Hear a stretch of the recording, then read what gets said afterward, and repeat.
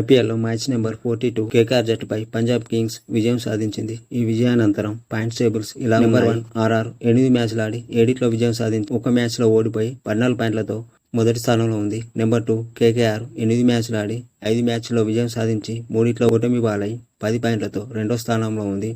Number 3 SRH 8 మ్యాచ్లు ఆడి 5 మ్యాచ్ల్లో విజయం సాధించి 3 ఓడిపోయి 10 పాయింట్లతో మూడో స్థానంలో ఉంది. నెంబర్ 4 ఎల్ఎస్జీ 8 మ్యాచ్లు ఆడి 5 మ్యాచ్ల్లో విజయం సాధించి 3 ఓడిపోయి 10 పాయింట్లతో 4వ స్థానంలో ఉంది. నెంబర్ 5 సిఎస్కే 8 మ్యాచ్లు ఆడి 4 విజయం సాధించి 4 ఓటమి పాలై 8 పాయింట్లతో 5వ స్థానంలో ఉంది.